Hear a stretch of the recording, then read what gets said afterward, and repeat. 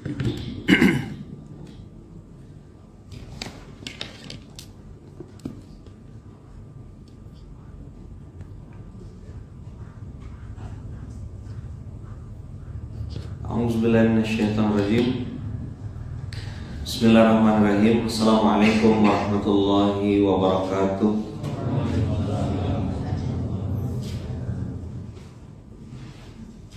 Alhamdulillahirabbil alamin. Alhamdulillahilladzi bi ni'matihi tatimmus shalihat. Alhamdulillahilladzi hadana li hadza wa ma kunna linahtadiya laula an hadana Allah. Asyhadu an la ilaha illallah wa asyhadu anna Muhammadar Rasulullah. Allahumma shalli ala sayyidina Muhammad wa ala ali sayyidina Muhammad. Rabbi shrah li sadri wa yassir li amri wahlul 'uqdatam min lisani yafqahu qawli. Alhamdulillah, abang kakak yang baik yang dirahmati Allah, kita belajar lagi tentang pagi hari ini di SMK ya, subuh menggapai keberkahan. Kenapa kok orang banyak tanya kenapa dikasih nama SMK gitu? Karena memang berkah ini salah satu puncak kebahagiaan tertinggi.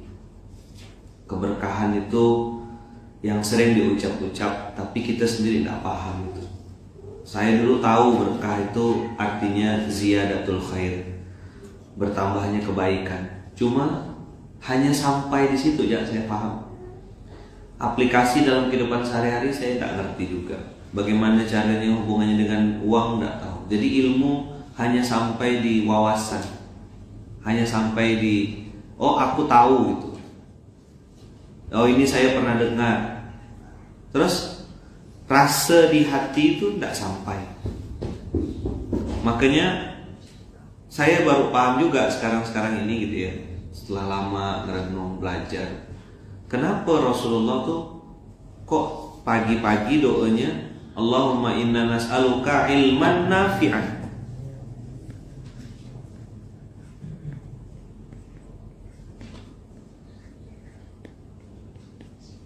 Ini udah pernah saya bahas, tapi mengulang saja. Tadi doanya Allahumma inni a'udzubika min ilmin la yanfa'. Berarti minta ilmu yang bermanfaat kan? Ilmu yang teman-teman, ilmu itu dari Allah, sepakat gak? Ilmu itu dari Allah. Tapi begitu orang itu merasa alim, merasa pintar maksudnya, merasa mampu, merasa bisa, justru Allah cabut ilmu itu. Mungkin di dunia dia bergelar doktor, bergelar profesor, bergelar apalah gitu, pintar misalnya. Tapi ternyata ilmu yang dia miliki itu sedikit pun tidak menambah kebermanfaatan. Jangan heran kalau orang ada yang bertitel besar gitu ya, entah profesor, entah bertitel apalah alim gitu versi dunia, tapi justru malah tidak ada kontribusi apa-apa. Itu jangan heran, karena memang sejatinya ilmu yang disampaikan oleh baginda Rasulullah itu ilman nafi'an, bukan ilman kathiron gitu, ilmu yang banyak itu enggak. Kalau rezeki iya banyak, tapi ilmu nafi', apa? Nafi'. Nih, ilman nafi'an. Kenapa kok ilman nafi'an? Lah, begini narasinya Rasulullah. Kan bukan kata-kata saya juga. Termasuk teman-teman, ilman nafi'an itu kadang-kadang membuat kita ngerasa, oh iya, itu bukan kerjaku semua nih. Semakin menyadari begitu, semakin kita paham bahwasanya oh oke, ilman nafi'an itu adalah ilmu yang datangnya dari Allah dan dipakai juga untuk mengagumi Allah. Saya ulang sekali lagi ya. Ilman nafi'an salah satu definisinya adalah ilmu yang dipakai untuk mendekat kepada Allah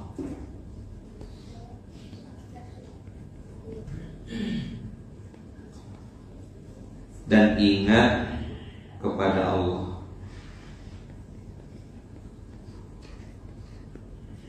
Sehingga kalaupun dapat ilmunya, kalaupun kita ngerti, ya ndak ada sombong-sombongnya gitu. Jaga betul hati. Kenapa kok Ustaz bahasnya qalbun salim? Antum terjun ke lapangan, antum tuh ketemu sama orang susah, ketemu sama anak yatim, sama penghafal Quran, yang ngurus masjid ya ketemu sama orang-orang yang mungkin musafir. Nah setan tuh suka benar sama orang yang berbuat baik, itu suka.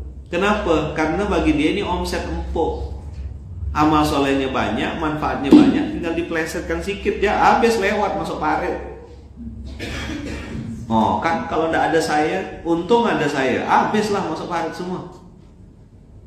Makanya saya mengingatkan di bab qalbun salim ini, usikum wa iya nafsi bitaqwallah. Jangan sampai kita ngerasa tinggi, karena yang mana-mana pernah dalam sejarah dunia ini yang merasa tinggi pasti dijatuhkan. Udah pasti itu SOP, pasti. Pakai shot atau pakai ta? Pakai shot, pasti. Kalau pakai shot, pakai ta, pasti. Habis itu pakai ta, pakai po, pasti. Karena yang merasa tinggi pasti dijatuhkan. Coba bilang, yang merasa tinggi pasti dijatuhkan. Nah, merasa tinggi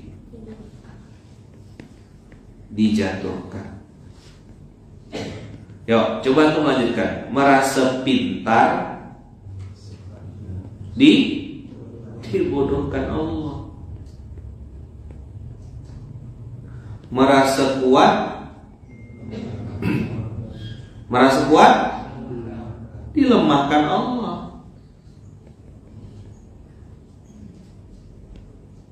Merasa mulia, ayo dihinakan. Ingat kemarin rumus dalam bab ma'rifatullah, mengenal Allah, ada rumus dasar, yaitu ada Allah Maha Pemberi, Ar-Rahman, Ar-Rahim, Al-Aziz, Al-Qawi. Ada juga Allah Al-Ghaffar, Maha Pengampun, mengampunkan, memaafkan dan seterusnya. Nah, tapi jangan lupa teman-teman, ada bab yang juga sangat jarang diangkat, yaitu Allah Maha Al-Qahhar, Al-Muntakim. Nah, lihat, tadi kita udah bahas ayatnya.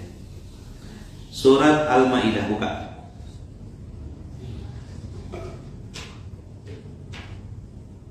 Al-Maidah, buka. Apa? Ayat 95 tapi bagian akhir. Ulang dulu ya. Yuk, merasa tinggi dijatuhkan, merasa pintar dibodohkan Allah, merasa kuat dilemahkan Allah, merasa mulia dihinakan Allah. Oke, rumusnya udah ya.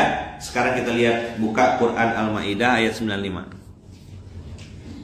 US 595 bagian akhir 595. Pakai aplikasi modern. Aplikasi apa? Modern 595. Nah, langsung ayatnya. Kalau pakai Quran teman-teman, itu langsung buka, langsung dapat nomor ayat, nomor suratnya. Jadi tidak perlu scroll. Nah, itu berarti pakai aplikasi kuno ya. Nah, kita pakai aplikasi modern. Masukkan nomor ayat, tanda titik 2, habis itu nomor surat, nomor ayat, dan langsung keluar. Nah, di bagian akhir teman-teman, kita bacalah dari pertama. Ya ayyuhalladzina amanu la taqtulus sayda wa antum hurum wa man qatalaha minkum muta'ammidan fajazaa'un mithlu ma qatala minan na'am yahkumu bihi dzawa 'adlin minkum hadiyan balighal ka'bati aw kaffaratun tu'amu masakin aw 'adlu dzalika siyaman liyadzuqa wabala amri. Nah, ada kalimatnya afallahu amma salaf. Coba diulang. Apa artinya afallahu amma salaf? Apa artinya afallahu amma salaf? Allah memaafkan. Berarti ini dimensi kedua kan? Allah Maha Pengampun, Maha Pemaaf. Ya udah, Bang Jerry, yang lalu-lalu biarlah berlalu. Tidak apa-apa Bang Imam, yang lalu-lalu itu biarlah berlalu. Banyak kan amal soleh di masa lalu, kata Allah. Bagus sekali amal solehnya. Alhamdulillah, kata Allah. Bagus, cantik. Mana Bang Imam, Bang Imam? Oh, enggak ada. Oh, Cak Anton lah berarti Anda. Cak Anton banyak amal soleh di masa lalu. Cak Anton mantap. Sama kayak saya juga. Ya Allah, bodohnya aku gitu. 5 tahun tuh tersiksa. Tak ada belajar aku. Ya kan, 5 tahun di laundry sama Allah tuh ya saya ngerasa saya benar ya gitu. Saya ngerasa saya betul ya. Padahal kena penampar. Kalau kata orang Melayu apa? Kena? Ngerti istilah bahasa Melayu penampar? Itu tempeleng, bolak-balik. Nah, kalau bahasa Melayu penampar itu berarti udah kasar, menunjukkan dia apa? Jamak taksir gitu. Berkali-kali tempelengnya. Afallahu amma salaf. Coba bilang. Allah mengampuni apa yang sudah terjadi di masa lalu. Semua keburukan-keburukan kita, aib-aib kita di masa lalu, Allah sudah ampuni, insya Allah. Maka Allah pakai istilah afa. Afa pakai fi'il madi, menunjukkan sesuatu yang sudah terjadi, sudah lampau. Allah bilang afallahu amma salafa. Hai Luqman, hai jamaah SMK, hai abang-abang online, abang-abang yang offline, afallahu amma salaf. Allah sudah ampunkan semua dosa-dosamu di masa lalu, sebanyak apapun. Berita bahagia tak? Berita bahagia. Kita semua pernah nakal di zamannya masing-masing. Kita semua pernah salah. Makanya masjid, teman-teman, bukan tempat orang baik. Masjid adalah tempat orang yang pengen jadi orang baik. Ini harus dipahami. Kalau dia merasa suci, masjid diror. Saya langsung tembak to the point. Tapi kalau dia pengen mensucikan diri, itulah masjid usisa ala taqwa. Nah, yang penting mau kita deklarasikannya, ada apa guru kita dari Sragen, deklarasi besar-besaran, masjid itu adalah tempat untuk orang yang pengen jadi orang baik, pengen belajar soleh, pengen belajar taat. Dulu maksiat, sekarang taat, ya kan? Dulu maksiat, sekarang taubat. Pelan-pelan memang. Namanya masjid, masajid Allah, Baitullah. Bait itu apa? Tempat untuk kembali. Baitullah makan lirujuk, tempat kembali. Kembali kemana? Kembali kepada Allah. Biarkan umat ini meletakkan hati dan harapannya kepada tempat yang tepat, yaitu masjid. Nggak aneh-aneh narasinya. Ngapain sih Ustaz teriak-teriak? Ngapain sih Ustaz ngomong-ngomong terus tiap subuh ngajak orang ke masjid itu ya? Antum nggak bisa ke Pontianak, ada di Sragen Al-Falah. Antum nggak bisa ke Pontianak, ya ada Masjid Kuri Langit di Baru. Sama, di situ ada Allah juga gitu loh. Di semua bumi ini punya Allah, karena masjid itu punya Allah. Maka takmir-takmirnya jangan kegeeran, ini punya kita, ini kita yang bangun. Enggak, demi Allah, enggak. Allah bisa ganti semuanya. Bukan cuma ganti takmirnya, ganti masjidnya. Likuifasi, hilang. Selesai, 12 detik hilang. Saya nengok kok. Lokasi di Palu itu saya nengok, saya datang.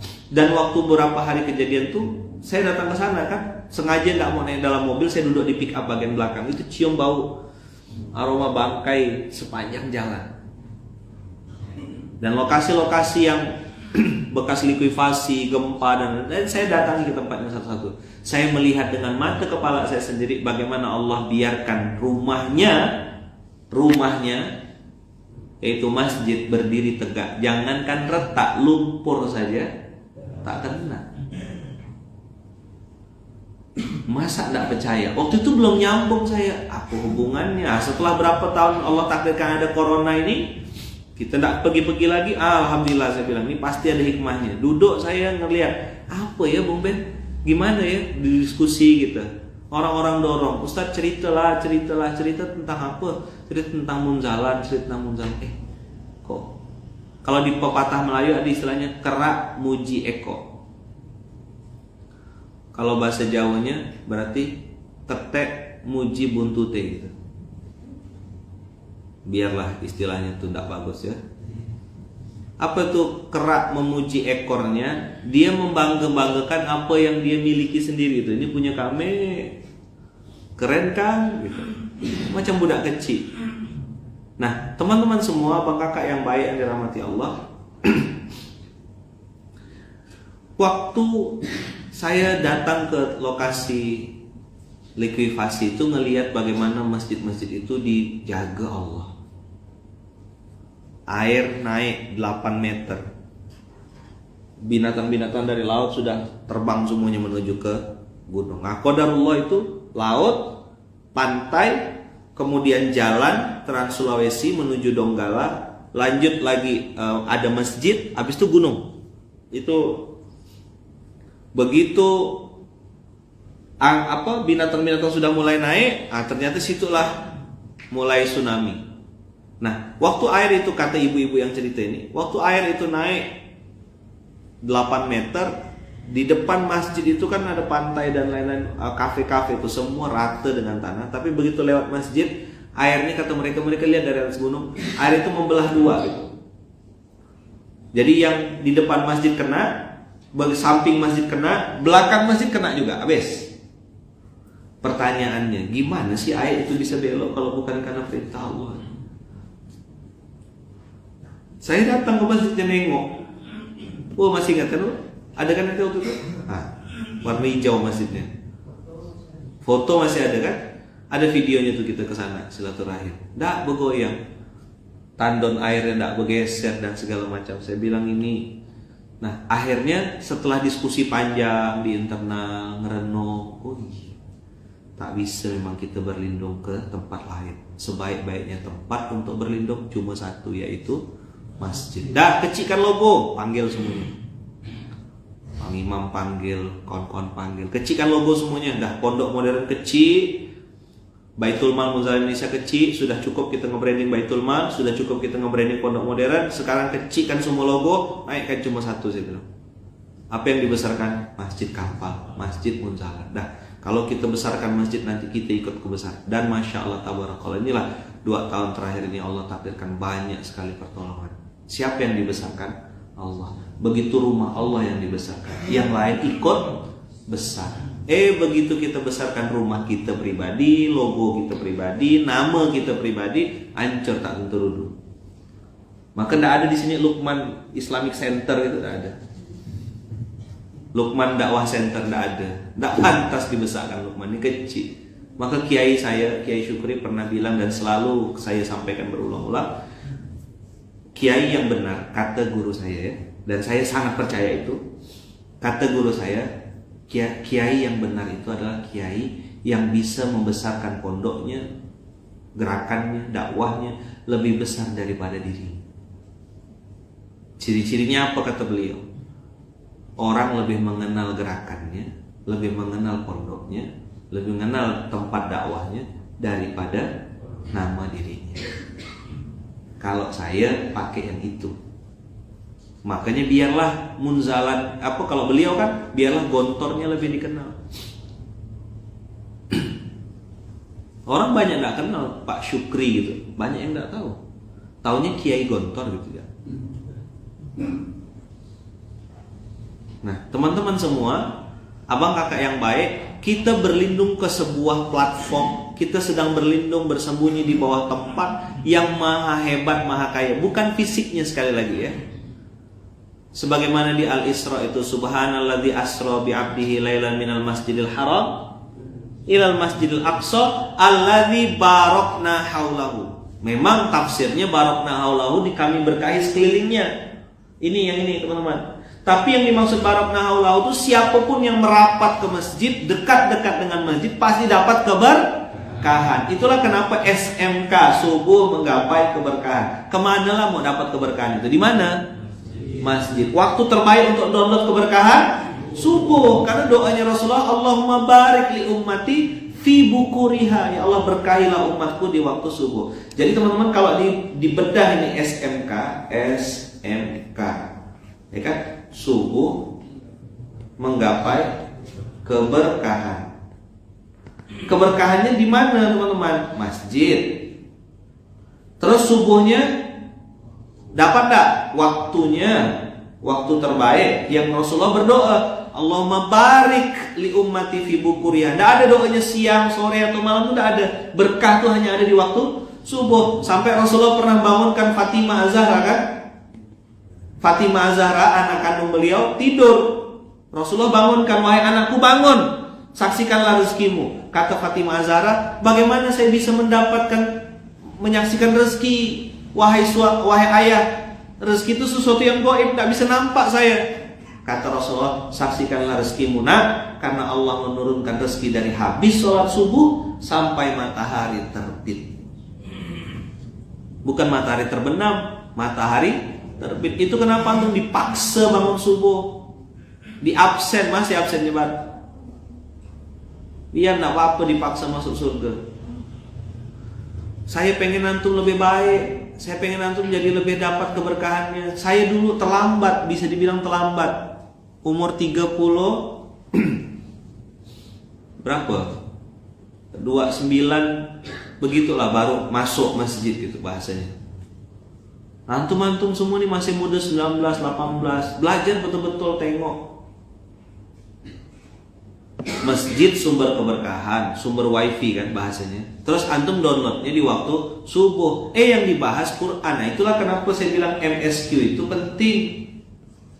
MSQ, masjid tempatnya, subuh waktunya, Quran kontennya. Habislah di barat, antum ambil waktu-waktu premium semua, beres semua, dunia datang dalam keadaan hina. Jadi kalau nanti antum menjalani kehidupan yang Allah takdirkan, dunia datang ke antum dalam keadaan hina. Apa ciri-ciri dunia datang dalam keadaan hina? Antum sudah tidak ada rasa, biasa saja. Coba bilang. Biasa saja. Dulu salto-salto cari duit itu saya cerita saya gitu loh, bukan cerita antum. Saya tidak ngambil cerita dari orang lain. Saya ngalami betul bagaimana salto-salto saya cari duit dari jam 7 pagi sampai setengah 2 malam. Itu bukan kerja keras, dikerjain keras-kerasan. Iya. Saya pikir saya pintar, itulah DP. Dia pikir dia pintar. Apa? Dia kata Allah, bodoh kau nih, kata Allah. Dan saya tidak sadar itu selama 5 tahun. Masih berkutat. Wah, go freedom, pengorbanan. Hasil tidak akan mengkhianati proses. Kayaknya lah betul yang saya kerjakan. Coba tepuk sebelahnya bilang astagfirullah. Kok mirip ya gitu. Tepuk sebelahnya bilang mirip sama siapa gitu. Mirip sama yang nepuk juga. Lo badan kurus, duit tak seberapa, hati tidak tenang, utang banyak, itu dibilang sukses. Pegang kepalanya. Astagfirullahaladzim. Kok semakin mirip ya gitu. Coba lihat. Masa itu dibilang sukses? Pergi nyusul ke sana, pas sampai sana pelanggannya udah pindah tempat. Sorry, saya lagi tidak di sini. Antum pernah nggak ngalami? Saya pernah ngalami itu. Kalau di Pontianak nih, pergi ke Sungai Jawi. Begitu sampai Sungai Jawi, kita dari Sungai Raya nih naik motor, udah lah bensin ngepas. Ini kan bensin minta ampun. Pergi ke Sungai Jawi. Sampai di Sungai Jawi, kata pelanggannya, saya lagi di Punggor. Allah, macam mana aku balik nih? Cari lagi nomor telepon. Wah, ini mungkin dekat-dekat sini nih, bisa lah nih. Siapa tahu dapat duit, bisa transaksi di situ. Begitu kita nyusul ke sana, ya kan? Bisa lah dapat, bisa lah untuk uang balik. Nyusul lah ke sana. Nyusul ke sana. Nggak bilang-bilang karena sayang pulsa kan. Ini saya cerita saya. Saya kan dulu di Malaysia tidak ada WA kan, zaman-zaman itu masih handphone yang pakai ikat getah itu kan, jadi masih sayang pulsa. Lumayan nih pulsa, dah nggak usah WA lah. Datang lagi saya dari Ampang, saya geser ke UM, University Malaysia, daerah, astagfirullah lupa saya, daerah UM, pokoknya di UM. Begitu sampai sana, orang yang mau saya temui lagi sibuk masak, sibuk apa, bertunggu saya 2-3 jam. Akhirnya sedikit maksa, mas tolong belilah. Mas, tolong beli. Dia mungkin nengok muka saya tuh, ini kok mahasiswa S2, kok nelongso banget gitu. Udah makan mas, dapat makan lah ya, mau tak mau. Saya kira saya kerja keras, rupanya saya dikerjain keras-keras. Itulah DP. Dia pikir dia pintar. Babak belum. Pergi ke Sungai Jawi, pelanggan udah di Sungai Jawi. Begitu sampai Sungai Jawi tak ada pelanggannya. Aku lagi di Rasau, kata pelanggannya. Ya udahlah Pak, cari daftar nama. Oh, yang di Kota Baru ada kayak gini. Begitu sampai Kota Baru, apa? Aku ada di Serdang. Ya Allah Pak, apa tak bilang? Ya udah Pak, saya nyusul ke sana. Nggak usah. Nanti ya besok ya. Dah, nanti ya besok ya. Tak jadi transaksi hari itu. Tepuk sebelahnya. Mirip nggak?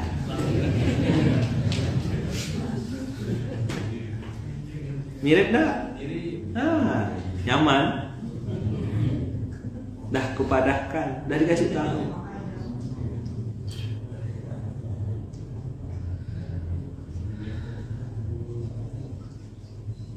Jadi teman-teman semua, saya cerita kesalahan saya cerita kebodohan saya bongkar apa adanya di depan antum. Bahkan mama saya, adik-beradik saya, istri saya tuh banyak yang baru dengar cerita itu ya di SMK.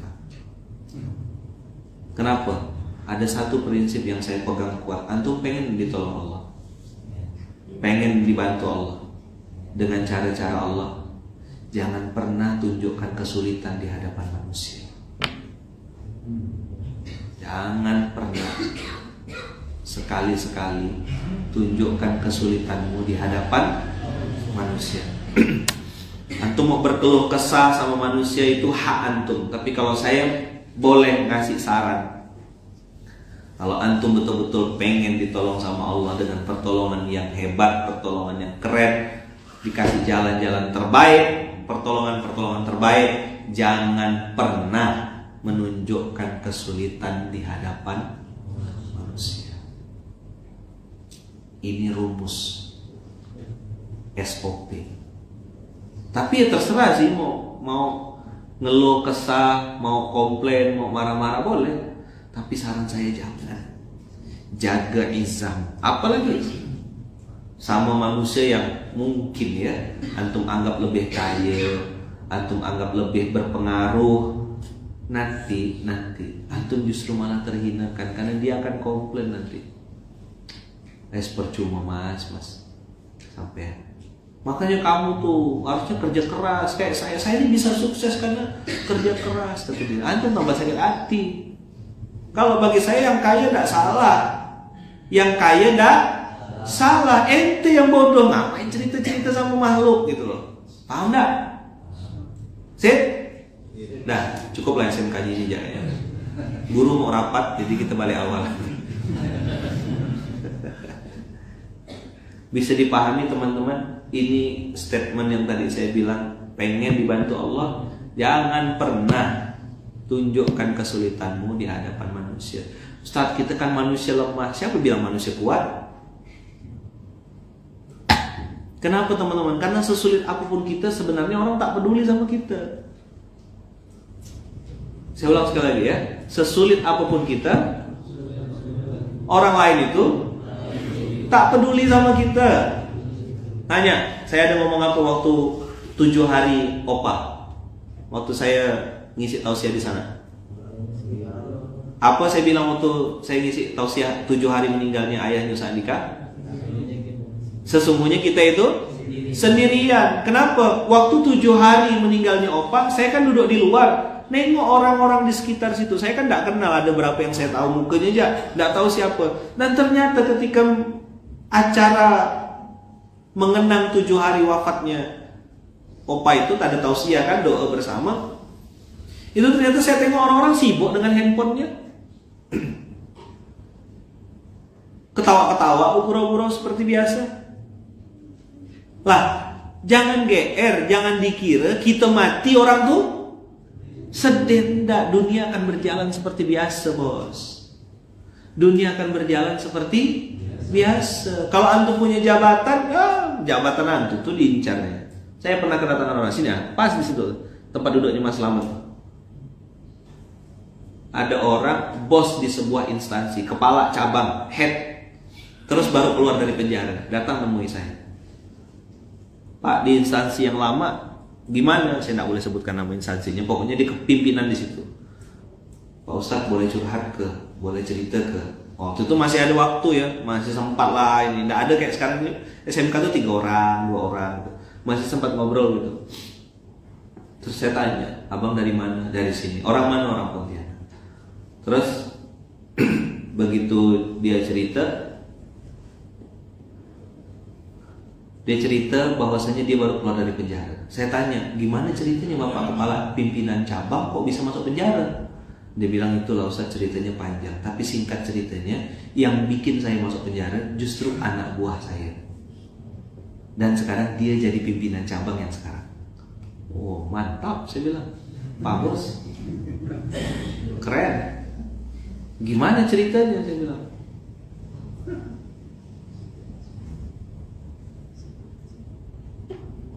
Begitu saya ajak ngobrol lebih detail, saya tanya lah. Nah, biasa namanya dokter masalah, dokter PHK, penyakit hutang keluarga kan. Dulu kan kerja saya bawa pulpen, bawa kertas, coret-coret terus. Asal orang datang tetap coret-coret. Sebelum jadi buku Mustahil Miskin. Begitu dia cerita berapa income dulu. Kepo. Berapa income dulu waktu di pejabat lama? Lumayan Ustaz, gaji normal sih ya puluh juta gitu. Ngomong puluhan juta tuh kayak ngomong 100-200 ribu gitu. Puluh juta, ada lah di sini kan yang puluh juta kan. 2 digit. Dah, habis itu dia bilang, tapi bonusnya Ustaz, ambil dari sini. Lumayan lah kata dia, ratusan juta. Oh hebat. Habis itu saya tanya, terus yang abang mau curhatkan apa? Itu dia masalahnya Ustaz, saya ini sedih betul, udah jatuh ketimpa tangga. Maksudnya, dia bilang, saya ini baru keluar dari penjara, istri minta cerai. Kenapa pula? Dia tidak siap hidup susah. Oh, dulu waktu abang lagi sukses, saya bilang, abang gimana? Saya dulu bawa istri saya Ustaz, ke Hong Kong, ke Malaysia, Kuala Lumpur, masuk lumpur. Nah, Kuala Lumpur maksudnya. Jalan-jalan ke Malaysia, bawa ke Singapura. Terus abang belikan perhiasan. Beli Ustaz, berlian, apa, saya belikan semuanya. Oh oke, sip, mantap. Terus saya bilang, nggak boleh dia minta cerai, dia tidak siap hidup susah. Akhirnya saya tanya balik, abang masih punya orang tua? Masih punya mama? Langsung nangis. Langsung nunduk nangis. Kapan nangis? Itu dia yang saya sesalkan Ustaz, kata beliau. Itu dia yang saya sesalkan. Kenapa? Justru pada saat istri saya menuntut cerai, minta diputuskan hubungan suami istri, justru orang yang pertama kali mendukung saya, membesarkan hati saya, menyambut saya keluar dari penjara, justru ibu kandung saya.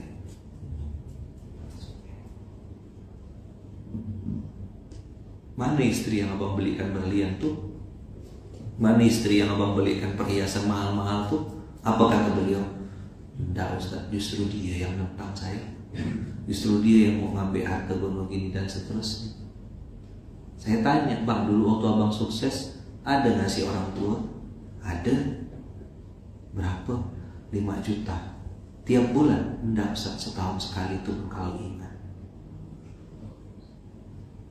Paham itu?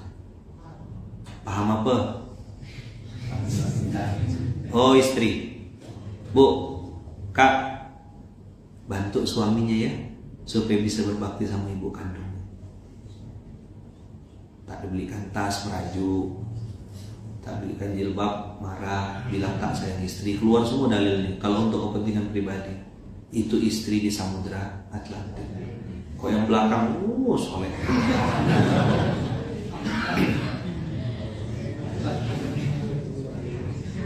Untung aku bawa istri, kata Bang Fahmi. Mudah-mudahan dengar dia kata. Aku pakai masker istrinya tuh bang, langsung merah mukanya bang. Paham Ustaz? Loh saya berapa tahun nengok muka-muka antum nih? Tahu perangai-perangainya. Yang punya istri. 3 tambah 1 ada gak tuh? Baru gak muncul udah kena tuh.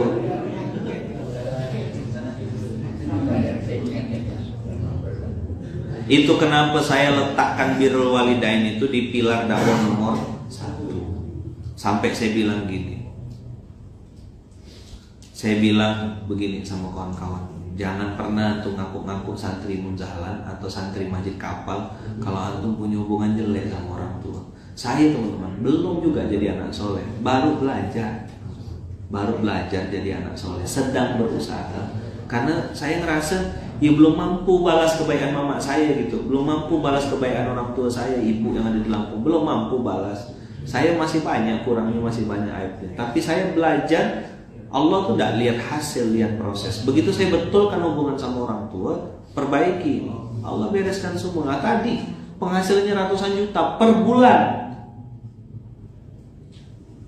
ngasih orang tua 5 juta setahun. Itu pun kalau ingat, ya kalau saya udah belajar hari ini, rasa dipanggung udah pantas lah kok susah gitu Pak, kira-kira.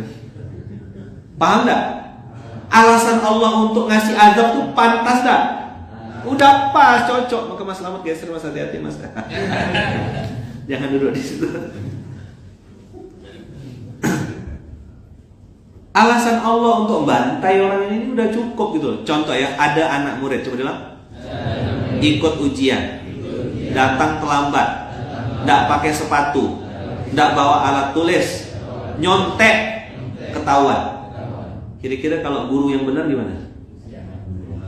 Ajak main guling? Hah? Suruh naik atas pohon tapi terbalik gitu, kaki dulu di atas.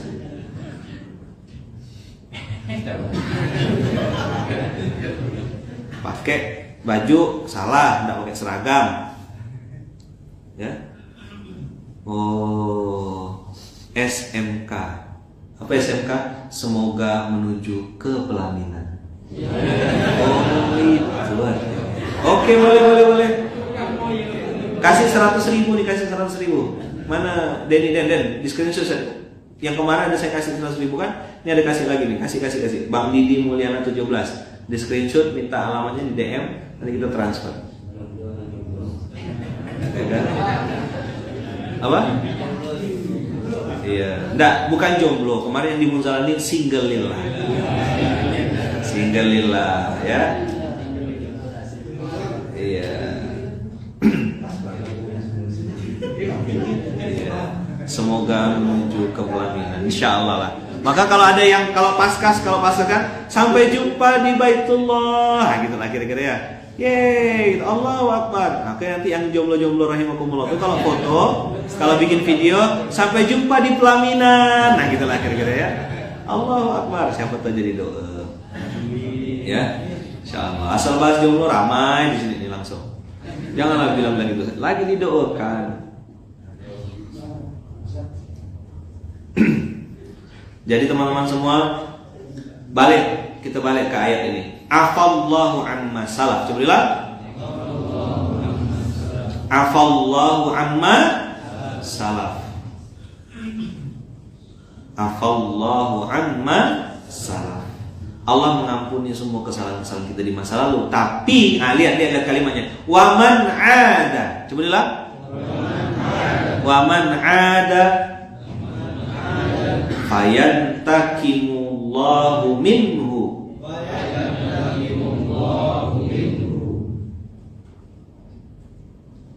Waman ada fayantakimullahu minhu. Barang siapa yang kembali melakukan kemaksiatan itu, apa lanjutannya? Fayantakimullahu minhu, maka Allah pasti menyiksa. Tapi kata-kata intakoma yantakimu artinya apa? Intakoma yantakimu apa artinya? Membalas dendam. Fayantakimullahu minhu. Wallahu azizun dzuntiqam. Allah itu maha kuasa, lagi maha kekuatan untuk menyiksa dan membalas dendam. Intaqama yantakimu, artinya al-muntakim masuk dalam Asmaul Husna, maha membalas dendam.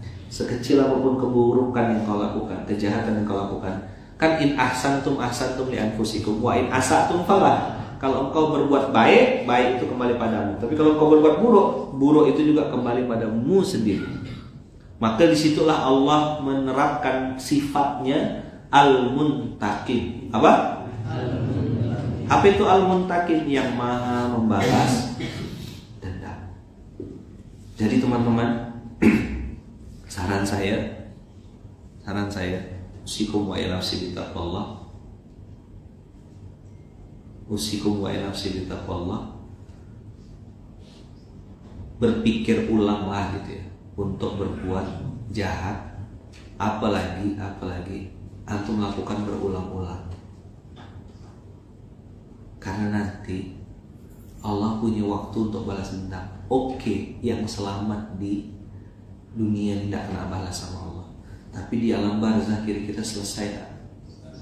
Nah, makanya mengingat alam barzah, alam akhirat, alam dimensi yang ketiga dan keempat, yaitu barzah dan juga alam akhirat, itu memang harus pakai dimensi iman. Kalau tak pakai iman tak bisa kita lihatnya.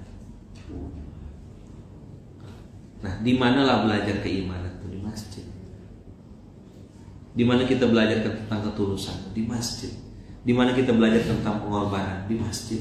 Di mana kita belajar tentang merendahkan ego? Di masjid. Di sini kita belajar melihat kebesaran Allah, melihat maha kuasanya Allah, melihat hebat-hebatnya Allah, melihat maha baiknya Allah. Itu di sini. Teman-teman yang hari ini datang ke Munzalan, ngambil pelajaran di Munzalan, atau mungkin ngelihat sesuatu di Munzalan ini pun tidak ada gak yang hebat-hebat gitu. Rasa-rasanya ya biasa saja gitu. Tidak ada bangunan yang gimana-gimana, tidak ada kegiatan. Bisa jadi antum punya kegiatan di luar sana jauh lebih hebat daripada yang di Munzalan lakukan. Tapi saya bersyukur sekali dengan izin Allah, saya diselamatkan Allah kehidupan saya di masjid yang sederhana ini. Saya ngerasa dulu ilmu saya udah keren gitu ya. Itulah DP itu kan, DP itu dia pikir dia pintar. Saya belajar dari motivator A, motivator B, motivator C. Semua ilmu pengembangan diri modern udah dapat saya. Nah, saya pikir udah cukup untuk mengarungi kehidupan. Ternyata ada yang saya tidak ngerti, yaitu ilmu kehidupan. Di mana lah sumber ilmu kehidupan itu? Di sini rupanya. Satu-satu ayat Quran saya buka, satu-satu ayat Quran saya telusuri, satu-satu ayat Quran saya renungkan. Oh iya, banyak salahnya rupanya aku nih. Kenapa banyak salah? Karena apa yang Allah perintahkan dengan apa yang saya kerjakan lain gitu. Itulah yang saya bilang, lain yang disuruh, lain yang dikerjakan. Allah bilang jangan dekat-dekat riba, kita main di riba, kerja di situ, dapat income dari situ, kan cerdas luar biasa tuh. Musnah, lainnya masuk paret. Allah bilang ini judi, rijsun min amali syaiton, permainan-permainan setan. Dia bandarnya.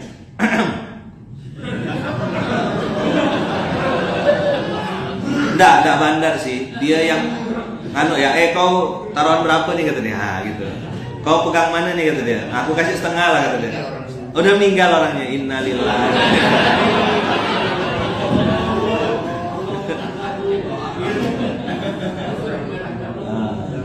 Udah meninggal. Innalillahi. Ayo beliau sebelum meninggal tuh sempat taubat dah. Husnul khatimah insyaallah. Ya kan? Dia nanya, kau pasang berapa kata dia. Aku kasih setengah lah kata dia. Awalnya cuma ya nanti bayar Indomie ya kata dia. Bayar lapangannya. Awalnya itu kan. Lama-lama gimana? Makin naik. Nah, belum lagi yang ada apa boy? Ada apa rame-rame itu? Ada kecelakaan. Nah, nengok 3273. Oke. 3273. Pasang enggak? pasang. Begitu besok keluar 3274. Alah kata dia. Sikit lagi, susun lagi. 3277, 3278, 3273, 7271 keluar. Begitu keluar 3173. Angka depan yang berubah. Pusing lagi kepalanya.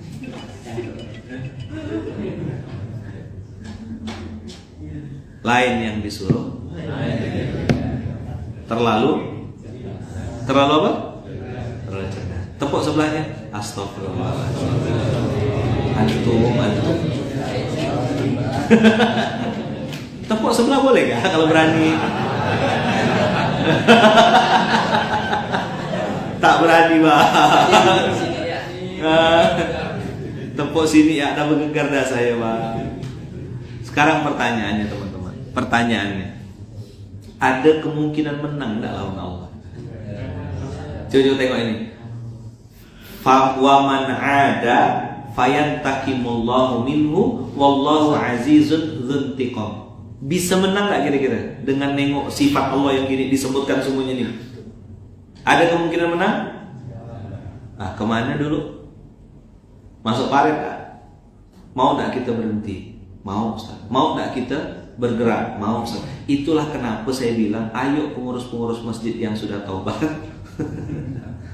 yang sudah insaf, buka lebar-lebar masjidnya, tampung orang sebanyak-banyaknya. Umat ini lagi sedih, umat ini lagi lapar, umat ini lagi susah, lagi gelisah umat ini. Ajak mereka kembali kepada Allah. Pak, sujud Pak. Pak, minta ampun Pak, istighfar Pak. Saya tidak bisa menyelesaikan masalah Bapak. Satu-satunya zat yang bisa menyelesaikan masalah Bapak cuma Allah Pak. Monggo Pak. Setelah panjenengan nangis, setelah panjenengan sholat, ini kita siapkan kambing guling misalnya gitu. Apa tidak guling-guling dia di sini? Itu yang ada di Al-Falah Sragen, ya kan? Nah, jadi teman-teman semua, usikum wa iya ya nafsi bittaqullah. Saya menasihati diri saya dan juga ngajak teman-teman semuanya, yuk kita siapkan tempat untuk umat ini kembali. Kita siapkan tempat terbaik. Oh, nakal bang, saya dulu bang. Ya tidak apa-apa. Saya dulu lucu dan menggemaskan bang. Oh iya sama, gitu ya. Saya dulu istri durhaka Ustaz. Ya tidak apa-apa, banyak kok. Ya kan, istri Nabi Lut dengan Nabi Nuh juga durhaka gitu. Suami saya nakal Ustaz. Oh enggak senakal Fir'aun gitu ya. Suami kakak Fir'aun enggak sih Ustaz. Ah yaudah, insyaAllah doa kan kakak betul-betul taubatnya, minta ampun sama Allah. Kita siapkan kak. Ada yang pernah tidur di sini. Nah, kita enggak punya ruangan khusus gitu untuk ini. Istirahat di belakang kita siapkan. Dulu belum jadi, mana sampai kayak gini. Datang orang nyiprat motornya kan. Kita lah ngelap. Jadi Luqmanul Hakim 2012 13 itu ngelap kaca, nyikat WC. Walaupun saya tahu yang saya lakukan tidak sehebat orang-orang pada umumnya. Saya masih tahap belajar, tapi paling tidak teman-teman ada platform, ada sebuah hal yang Allah sudah siapkan namanya masjid. Ayo bawa umat ini balik ke masjid. Ayo ajak umat ini melakukan sesuatu di masjid. Ngapain sih di masjid itu? Taba wa aslaha. Nih kata kuncinya ya. Ngapain di masjid?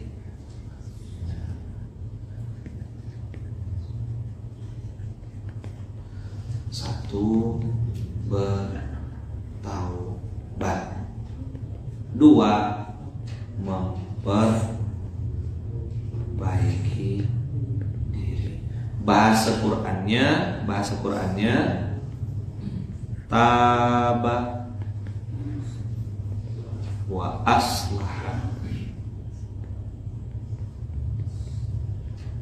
Ayo, taba wa aslaha. Ngapain diajak umat ini ke masjid? Diajak apa?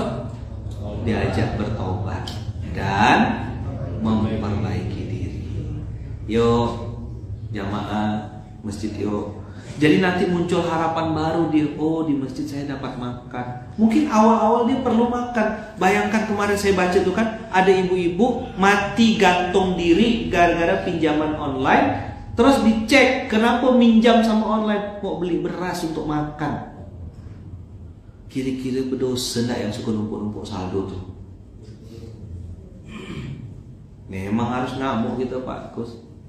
Ayo ajak rukyah masal udah tuh orang-orang yang mau dirukyah.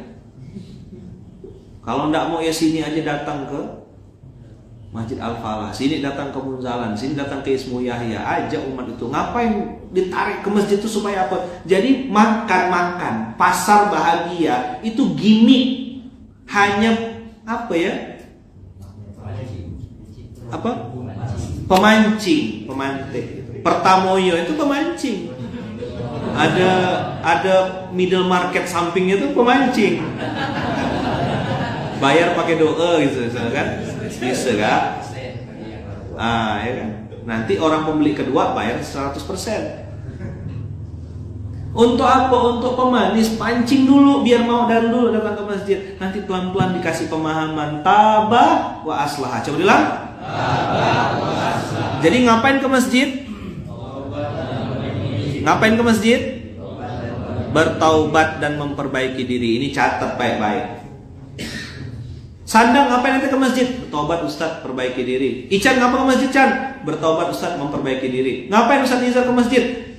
Bertaubat, memperbaiki diri. Jauh-jauh dari Surabaya ke sini, bertaubat dan memperbaiki diri. Pasang niat, jangan sampai bergeser. Karena salah niat, salah hasil, beda niat, beda hasil. Udah lama Ustaz saya di Munzalah sudah 8 tahun, tetap bertaubat dan memperbaiki diri. Kita ini bikin dosa tiap waktu.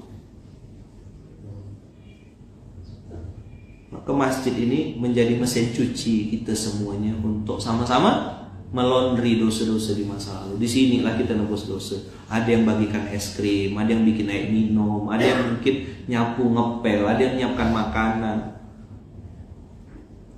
ada yang bersihkan makanan. Maksudnya?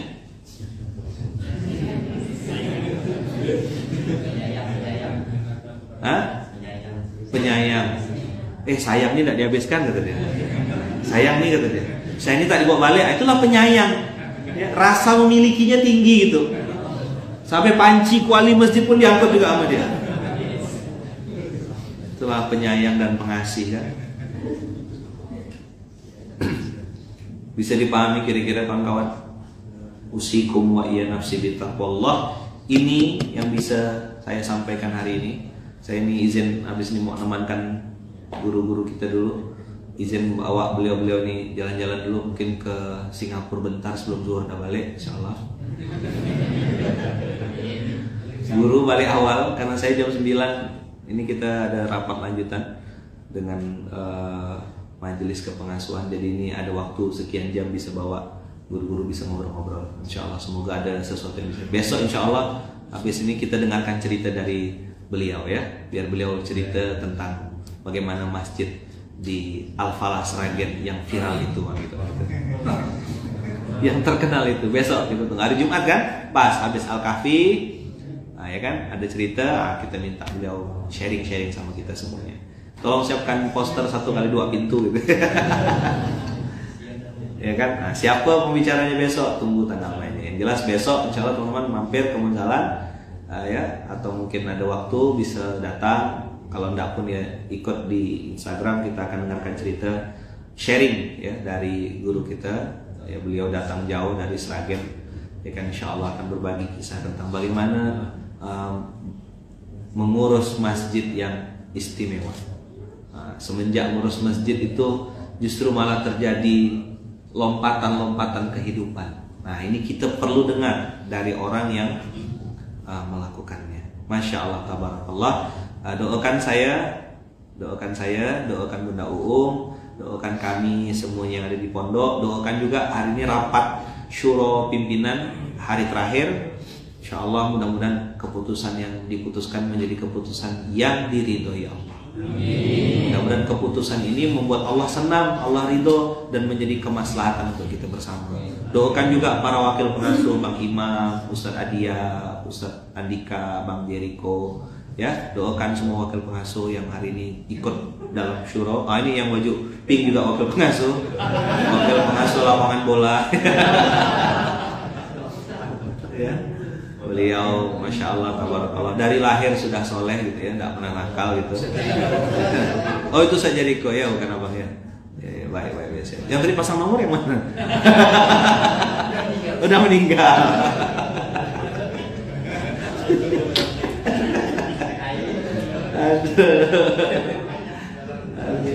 Masya Allah, lucu dan menggemaskan itu, emang ya.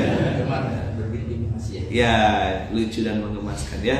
Doakan ya teman-teman ya, doakan kami, doakan para pimpinan, doakan para istri pimpinan juga. Kami ini lagi betul-betul konsolidasi di internal, memperbaiki dalam. Sama teman-teman, sama. Kami yang menyampaikan ini, saya yang dalam hal ini menyampaikan mewakili pengasuh dan pimpinan juga sedang bertaubat dan memperbaiki diri. Jadi kita ini di masjid ini, di pondok ini, di Masjid Kapal Munzalan ini atau di SMK ini sama-sama sedang bertaubat dan memperbaiki diri. Coba diulang, kita sama-sama apa? Tidak ada yang lebih baik di antara kita. Yang baik itu cuma Allah yang pantas menilainya. Allah lah sebaik-baiknya penilai. Allah lah sebaik-baiknya yang memberikan penilaian. Alaihissallahu biahkamil hakimin. Sekali lagi teman-teman semuanya, usikum wa nafsi bitaqwallah. Usikum wa nafsi bitaqwallah. Kita datang ke masjid dengan niat sama-sama bertaubat dan memperbaiki diri. Jazakumullahu ahsanal jaza, jazakumullahu khairan. Barakallahu fikum. Terima kasih. Assalamualaikum warahmatullahi wabarakatuh. Saya izin nyapa Zoom sebentar. Assalamualaikum teman-teman semua. Silakan sholat dulu 2 rakaat, habis itu kita